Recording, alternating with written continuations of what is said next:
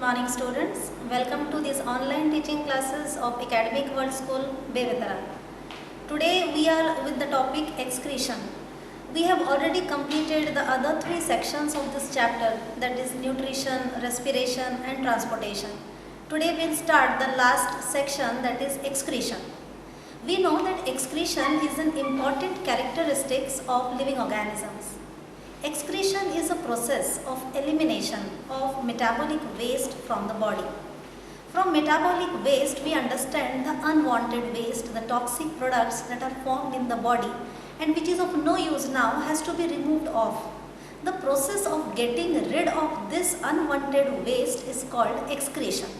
Now when I said that excretion is an important characteristic of living organism, I mean to say that it is for the plants as for the animals both. Now here we understand that there is excretion in plants as well. So we will start the topic, that is excretion. Now what is this excretion? Excretion is the elimination of metabolic waste from the body. As I said, excretion is seen both in plants as in animals. So this excretion, we'll see how there is excretion seen in plants.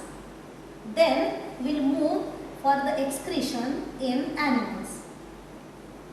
In plants, we know that the excess of water is lost in the form of transpiration. So we can consider transpiration as one process by the help of which the excess water is lost. Also, by the process of photosynthesis, the oxygen is formed as the byproduct, which is of no use for the plant and is lost. So here oxygen is also a waste product for the plant. Excess of water is also lost by the process of transpiration. Except all these, there are some secondary metabolites like alkaloids, tannins, aromatic oils, gums, resins. These all are also the waste product of the plant. Though we use it for our beneficial purpose, but still then, though these secondary metabolites are of no use for the plant and is excreted out. So we have seen that excretion is seen in plants as well. Now we'll go to the next one, that is excretion in animals. Now when we talk about excretion in animals, we should know what are the types of nitrogenous waste that are formed in animals. There are three kinds of nitrogenous waste basically which is seen in animals. What are these three types? What are the types of nitrogenous waste in animals? Types of nitrogenous waste in animals. What are they? The first one is ammonia. The second type is uric acid. And the fourth one is urea. Ammonia, which we know, NH3, is a highly toxic gas. Now this toxic gas has to be removed out from the body. This ammonia is highly soluble in water.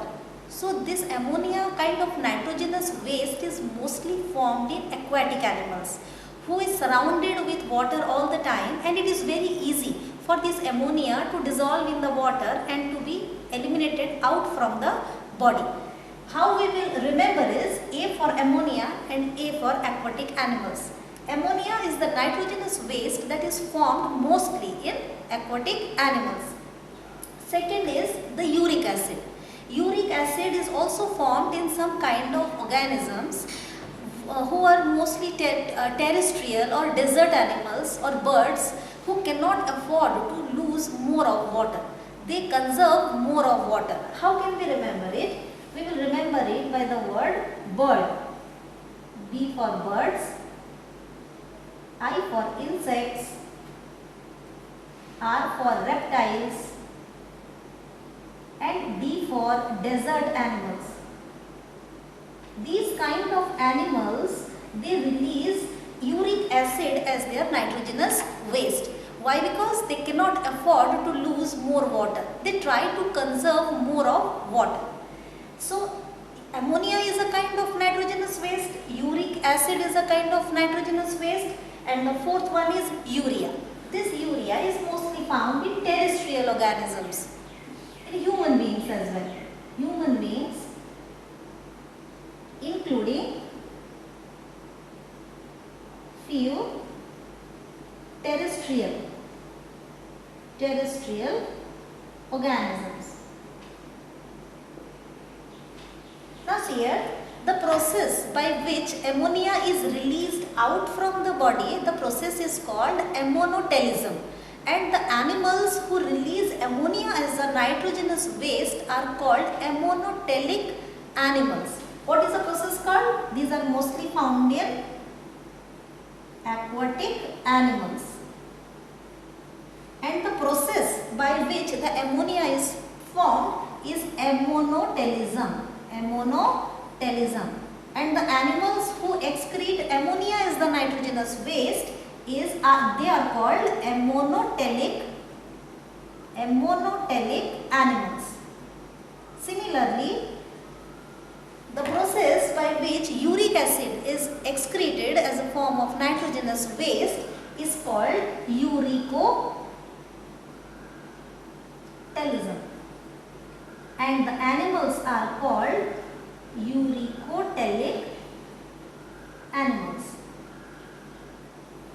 Similarly here, the process by which urea is eliminated out in the form of nitrogenous waste is called ureotelism.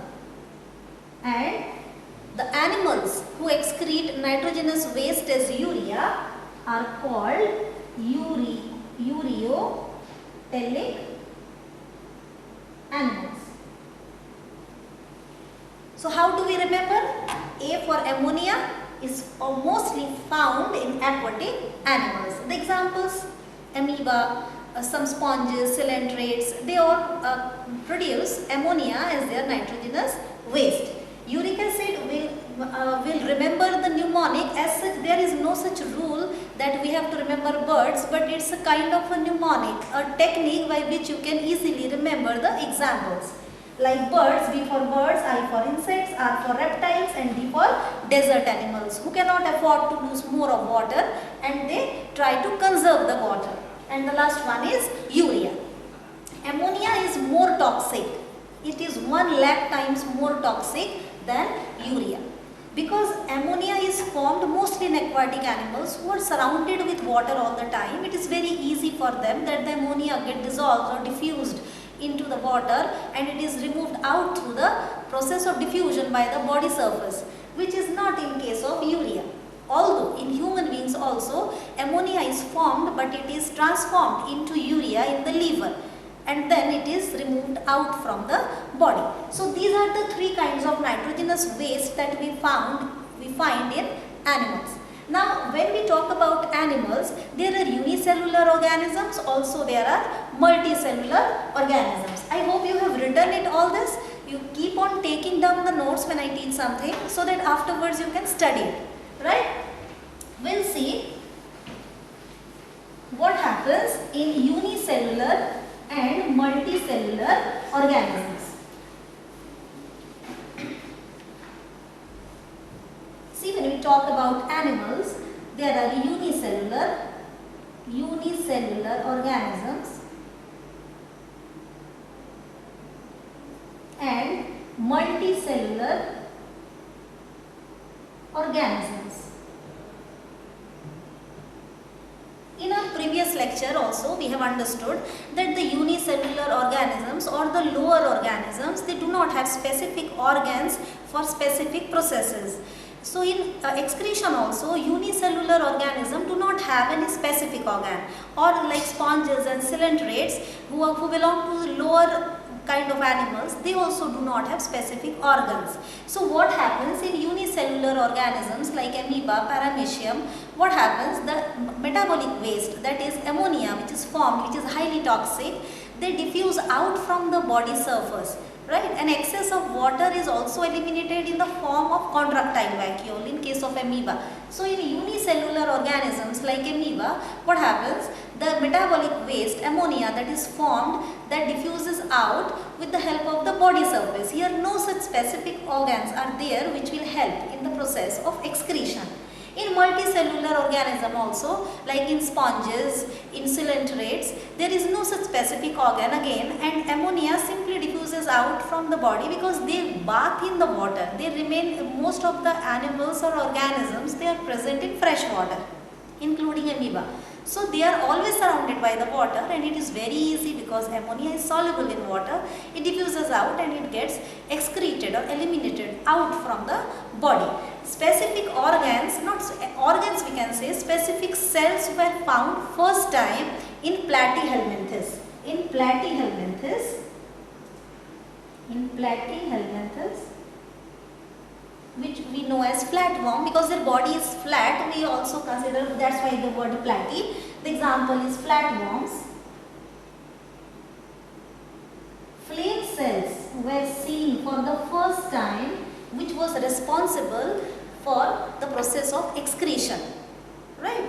Then there are other organisms like Annelida. Excretion occurs by nephridia. There are again other organisms like some crustaceans. Excretion occur by green glands. In insects, excretion occurs by Malpighian tubules.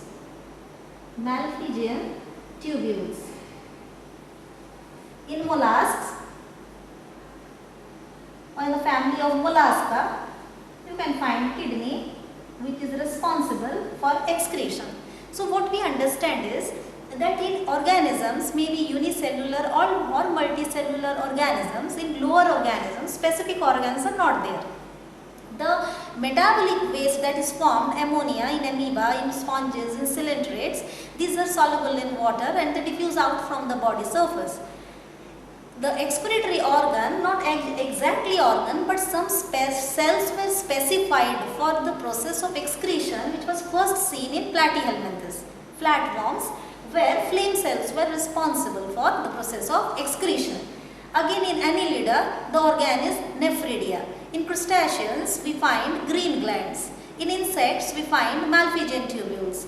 In mollusks, we find kidney. In human beings also, kidney is the major excretory organ which helps to remove the metabolic waste. So here we understand that from the lower organism, as we move upward towards the higher organisms, the organs have developed itself for this complex process of excretion. So next we will cover the excretion in human beings. So what we have covered till now is, we have understood what is elimination of the metabolic waste, that is excretion. We have understood excretion in plants. We have understood excretion in animals. We have understood the different types of nitrogenous waste, that is, it may be ammonia, it may be uric acid, or it may be urea. Next, we have seen how excretion takes place in unicellular and in multicellular organisms. We will move towards the next one, that is excretion in human beings. Okay, I'll erase this portion, note it down, everything.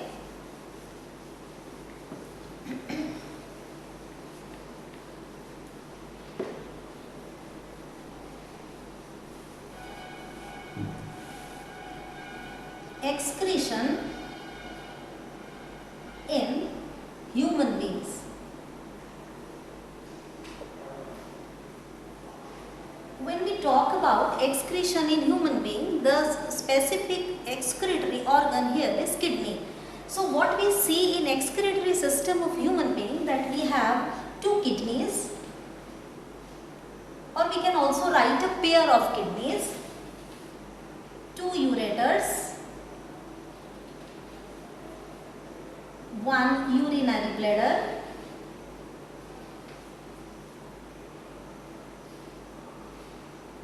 and urethra. So the excretory system in human beings consists of a pair of kidneys, two tube kind of structures which emerge out from the kidney, that is the two ureters, one urinary bladder and urethra. To begin with, we will see what is kidney. Kidney is, it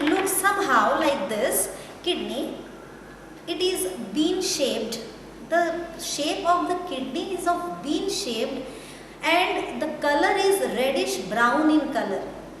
The shape is bean shaped, we all have eaten beans and all, and the color is reddish brown in color. Where is this kidney present? This kidney is present in the lower abdominal region, in the posterior side. Where do we find the kidney? We find in the posterior side, in the lower abdominal region. But to be very specifically, if we want to locate the position of kidneys, it starts from the end of the thoracic vertebra, that is the 12th thoracic vertebra. It extends from the first, second and third lumbar vertebra. Means we understand that the kidney is present exactly in between the last thoracic vertebra and third lumbar vertebra. The length of the kidney is 5 inches and the weight of the kidney varies in males and in females. It is 120 gram to 140 gram in females and it is 120 gram to 170 gram in males. Approximately, if we see, it varies from 120 to 170 grams the weight of the kidneys as such. And if we closely see that the position of the kidney is not same. The left kidney is slightly upper as compared to the right kidney. It is understood that because of the presence of liver, the right kidney is pushed little bit downward as compared and both of their level is not same. So if we see the structure of a kidney, the kidney is bean shaped. We have outer convex side and we have inner concave side.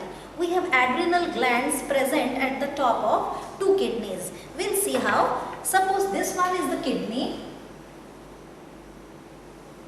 Now see here, this side is the convex side. And this side, which is a kind of a depression, this side we call it as concave side. This depression is also called hilum. And where is the adrenal gland present? It is present above the 2 kidneys. Right? So it is bean shaped, reddish brown in color, 120 to 140 grams in females and 120 to 170 grams in male. The location is in the lower abdominal region in the posterior side. If exactly we want to see, it is in between the last thoracic vertebra and the third lumbar vertebra. It is the left kidney is slightly upper, the right one is pushed a little downward due to the presence of liver. It is understood the liver pushes it slightly downward. So this is the structure of kidney. Let us draw the excretory system, what it consists of. Okay. So when I draw a diagram, draw along with me. If you have not taken out the copy yet, take out with a pencil so that you can draw along with me, so that you will learn as well how to draw it. So first we are going to draw the blood vessel which is connected, right? These are the two blood vessels that are connected. Let me extend it. Okay.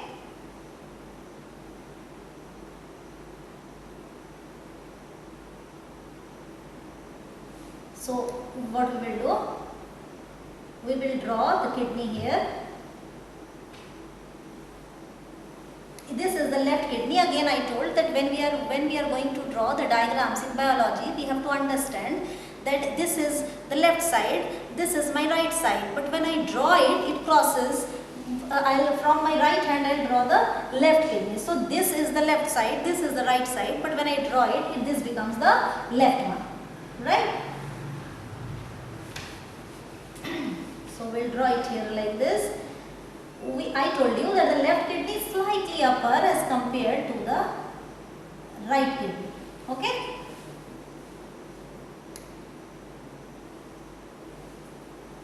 I'll extend this one.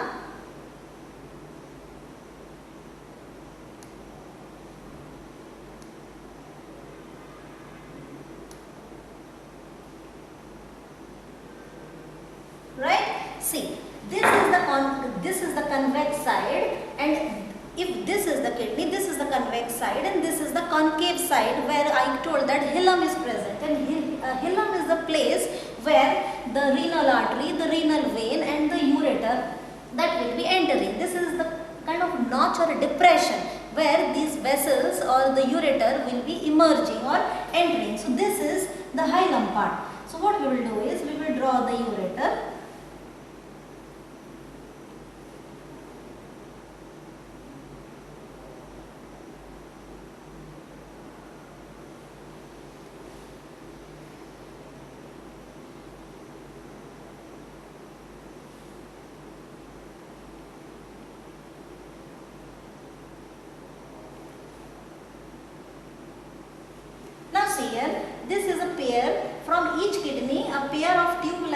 structure comes out, which we call it as ureter, and which enters into a sac kind of structure called urinary bladder. Let me label it.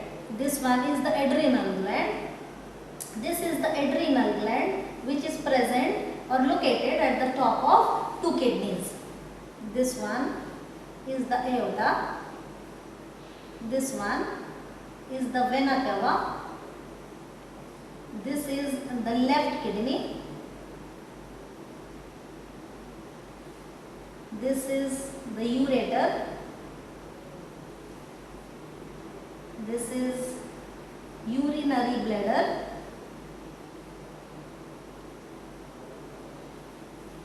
And this is the urethra. Right? Now see here, this ureter enters into the urinary bladder in an angular angle. Why? See, so that there is no backflow of urine. What will happen? This enters forming an angle inside the urinary bladder, and here you will find, see here, this is the opening of ureter, this one is the opening of ureter, and internally also you have an opening of urethra here. So here you find three openings, we call it as trigemina, right? Inside the urinary bladder, because there are three openings close to one another, we call it as trigemina. So what we find in excretory system in humans, that we have a pair of kidney. The pair of kidney, they are bean shaped, and adrenal glands are located. There is a concave side where hilum is present. We call this portion as hilum, where this one we can label it. This one is the renal vein, and this one is the renal artery. So the renal vein and the renal artery enters in this hilum part. Also the ureter comes out from the hilum part. We'll take a cross section of the kidney to understand. We'll take a longitudinal section of the kidney to understand the different parts which are present in the kidney. What is there inside the kidney? What is a filtration unit that the blood enters and it filters the waste material, and the useful materials are given back to the body, and the urine that is formed is passed through this ureter. Two pairs of tubes are connected, ureter, and ureter will bring the urine in a pouch or a sac kind of structure called urinary bladder, and which will be released from the urethra. Right? So this is the structure or the excretory system in human. We will take a longitudinal section of the kidney to understand what are the various parts that are present. Actually, kidney contains millions of nephrons. These nephrons are the structural and functional unit of kidneys. These are the nephrons or the units that will help in filtration. This aorta will bring the blood. Now this blood consists both useful and wasteful materials. The function of the kidney is to filter the waste material and to send it through the ureter, and the useful material that the body needs to conserve, the useful materials are sent back through this vein. Right. So this kidney actually acts as a filtration unit, and the nephrons are present inside the kidney which will help to do this process. So this is the excretory system externally. Pair of kidney we saw, two ureters, one urinary bladder, and the opening we call it as urethra. Now what we'll do, we'll take a longitudinal section of the kidney to understand the structure. Draw the diagram neatly in a copy. Try to practice once or twice so that you attain perfection. Right?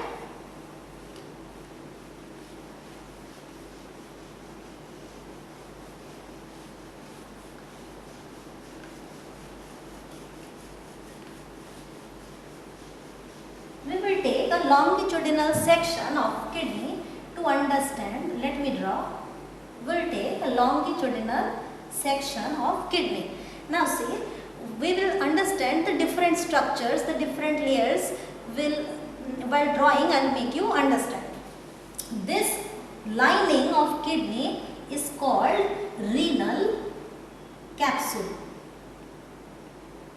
Now we are going from inside to outside. There are 3 layers. The kidney, the lining of kidney is made up of 3 layers and we will be going from inside to outside. This one is the renal capsule, and above this renal capsule we will find a layer of fat. We also call this layer as renal fat or the adipose layer. What is the function of adipose layer which is present by the outer side of this renal capsule is it prevents mechanical shock and injury. It acts as a shock absorber. So this layer we call it as renal fat. We call it as renal fat. Now one thing you need to understand, whenever we were talking about respiration, we came across a word that is pulmonary. Maybe it a pulmonary artery, pulmonary vein, pulmonary circulation. Pulmonary word is associated with lungs.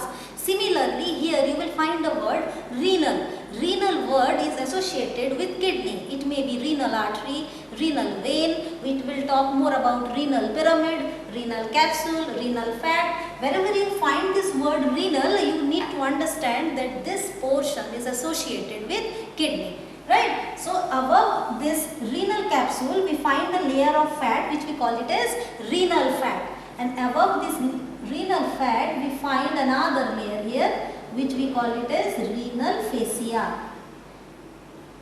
Right? What is this layer called? This layer is called renal fascia. Now if we go from inside out, we find 3 layers. First one is renal capsule. Then we have a layer of fat adipose which will help or prevent from shock absorption. It will help to prevent from a shock or mechanical injury, and the last layer the outermost layer is renal fascia. Now see here, if we see the inner structure of kidney and divide this portion into 2 halves, right? What I will do is, I will divide this portion into 2 halves. Can you see this innermost part is called the cortex, right? This innermost part is called the cortex, and this portion is the medulla. So the inner portion of the kidney is divided into 2 parts. This outer part is the cortex and the inner part is the medulla. Here we find many pyramid kind of structures which is broader from the top and it is narrower towards the apex. This pyramid kind of structure, here you need to understand. Let me draw here.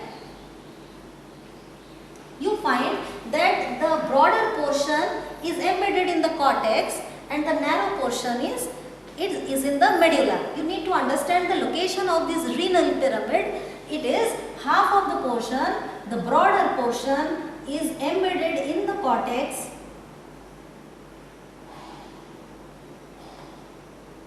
right? This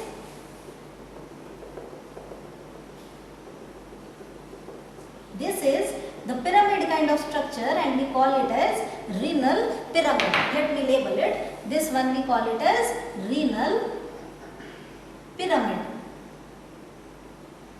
What will happen? Nephrons will be present here which will filter it, and the urine that is formed is collected through projections. Here we call it as calyces.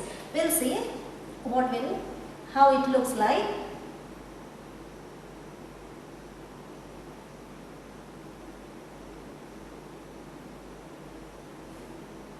See here, the urine that is formed here is connected with the projections which we called it as calyces, right?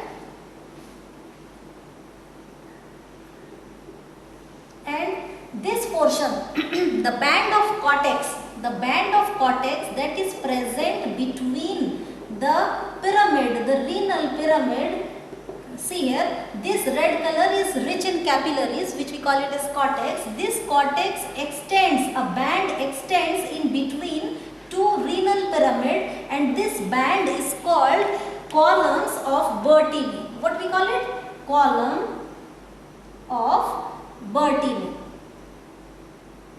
What we understood is the outer one is the cortex, the inner portion was the medulla. Renal pyramids are present in such a way that the broader portion is in the cortex and the narrower portion is towards the medulla. a band of cortex, can you see this band of cortex present in between the renal pyramid is called the columns of Bertini. This apical part, this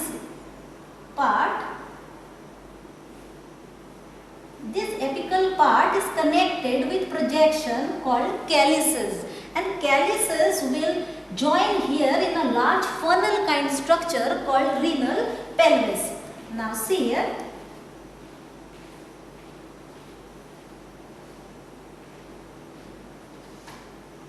Can you see this funnel shaped structure, funnel kind of structure? This funnel kind of structure is called renal pelvis. And these projections are again of two kinds. One is minor calyces and the other one is major calyces. Minors are the smaller projections, and when the smaller projections combine to form the larger one, we call it as major calyces. So don't get confused with the word calyx and calyces. One is singular, the other one is plural. So plural we call it as calyces. These are the calyces, renal calyces. And these renal calyces will come and will join in a large funnel kind of structure which we call it as renal pelvis. Now see here what we see that the renal pelvis is connected to the ureter. This one is the ureter.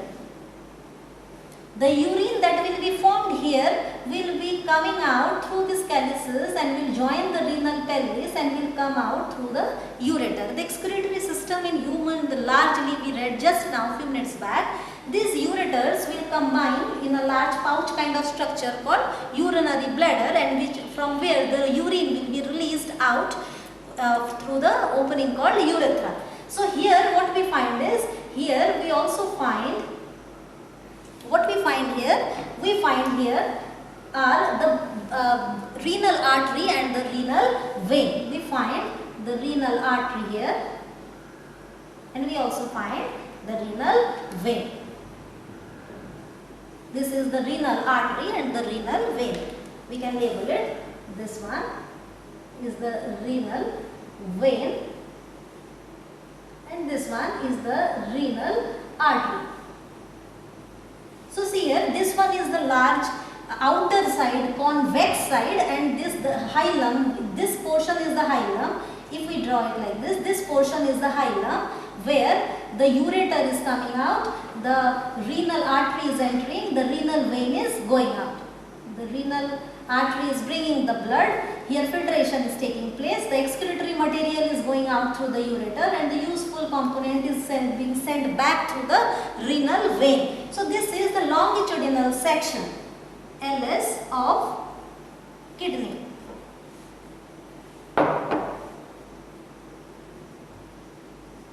Right? This is the longitudinal section of kidney. Let me recap once again. The kidney is a bean-shaped structure, reddish brown in color, 5 inches in length, right? And if we will go from inside to outside, if we go from inside to outside and we find out the layers, the first one is the renal capsule. I told you the word renal is associated with kidney always. The first layer, we are always talking about inside to outside, keep this point in mind. The first one here, this one is the renal capsule. After the renal capsule, we have a fatty layer of adipose which prevents from shock, and after this fatty layer we find another layer called renal fascia. So how many layers we have? We have 3 layers. Inside to outside, first one is the renal capsule, second one is the adipose renal fat, and the third one is the renal fascia. Now if we look towards the inner portion is divided into 2 regions. The first one is the cortex region which is rich in blood capillaries, and the inner one is the medullary region, medulla. We have pyramid kind of structures present. This pyramid kind of structures are located as such that the broader part is embedded in the cortex and the narrower part is in the medulla region. Here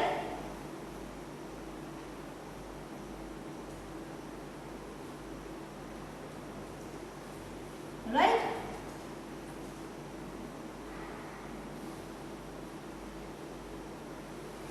This medulla is connected with projections called calyces, and calyces will join in a funnel kind of structure called renal pelvis.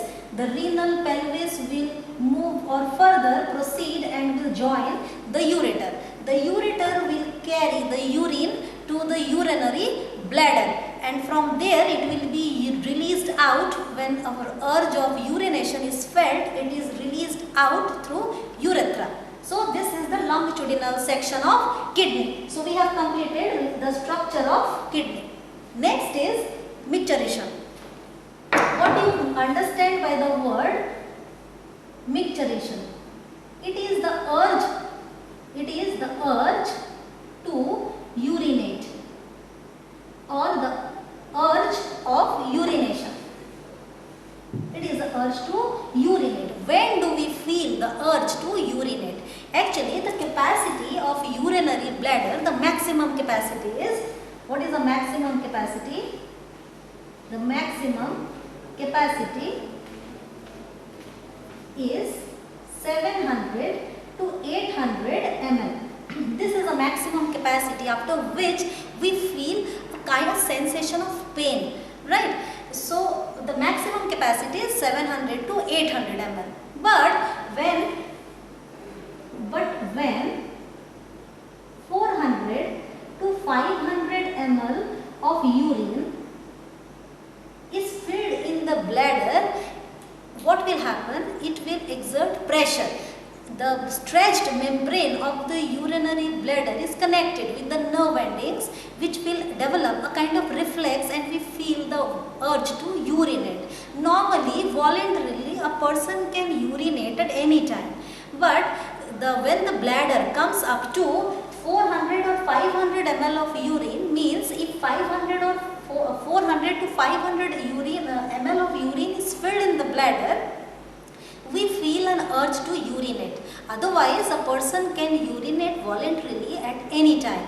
The process of the urge to urinate or to release the urine out from the body is called micturition, right? So this is the process of micturition. Now you might be wondering, what is present in the urine? What is the composition of urine? The composition of urine, let me erase it. Composition of urine. Urine is actually amber colored or straw colored, you can understand, slightly yellowish, but it depends again on the water intake. What is the color? It is transparent,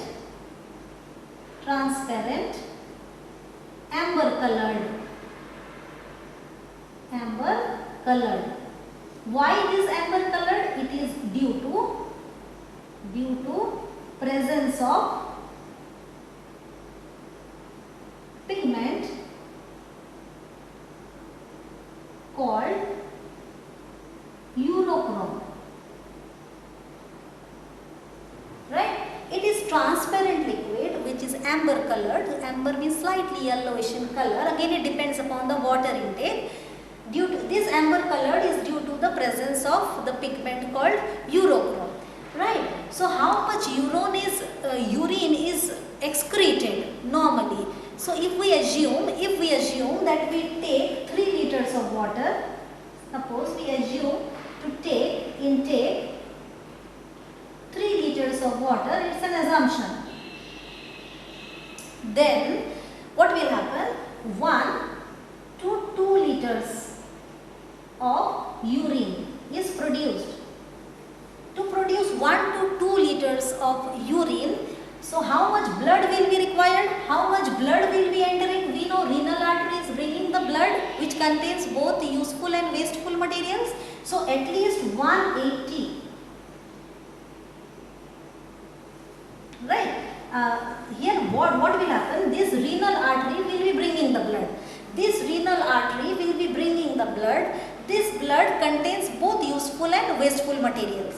Now the filtration unit, the nephrons are present here. We will see the structure of nephron in the next class. The nephrons are present here. The function of nephron is to filter the waste materials and to throw it through the ureter, it goes out, and the useful material is absorbed. So if in approximately we can say, and the quantity of urine will vary. It may vary from 1 to 1.2 to 1.8 liters. So this is approximately, because it depends upon the water intake. If we take more water, the amount of urine may vary slightly, right? So we assume that if we take 3 liters of water, then 1 to 2 liters of urine is urinated in a day. So this is the composition of urine. So what we have read is the process of micturition, the urge to release the urine out from the body, and composition of urine. So let me recap what we read today. Is we started excretion. We read what is excretion. It is elimination of nitrogenous waste from the body. Nitrogenous waste is of 3 kinds. It may be ammonia, it may be uric acid, it may be urea.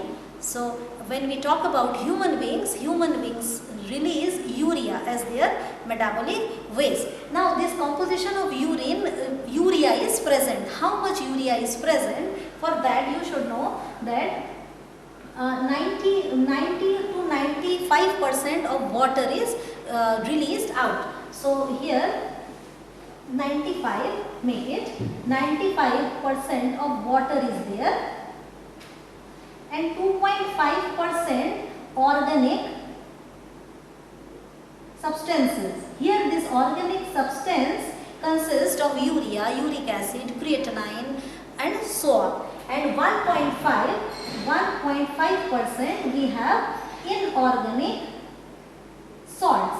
Inorganic salts include sodium, ions, chlorine, potassium, phosphates, sulfates and so on. So 100% of urine we have 2.5% content, and most major portion is water. That's why I said that it depends upon the water intake, and that also depends the color of the urine, right?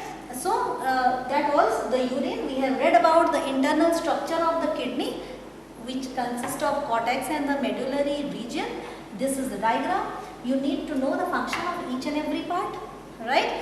And here is the micturition, structure of kidney, location, shape and size. So this all what we have read about today is excretion. I will be giving you assignments, 3 questions I will be giving you, which you will be completing it in your notebook. You will take a pic of it and you will send it to me through ERP.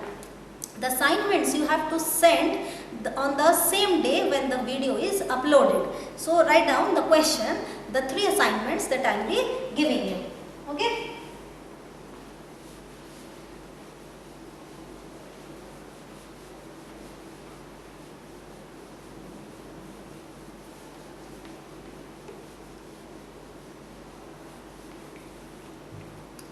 What are the assignments?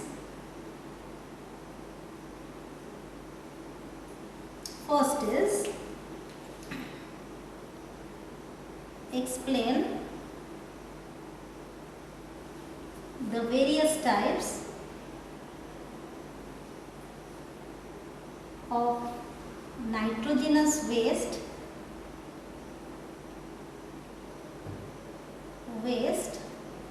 formed in the process of excretion. What we have read that there were 3 nitrogenous waste. One was urea, uric acid and ammonia, right? Second is draw a labeled diagram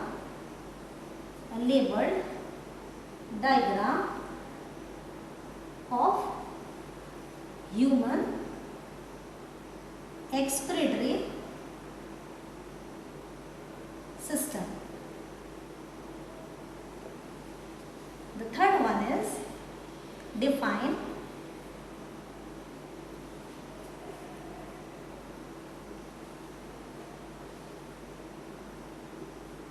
micturition, which we also call it as urination.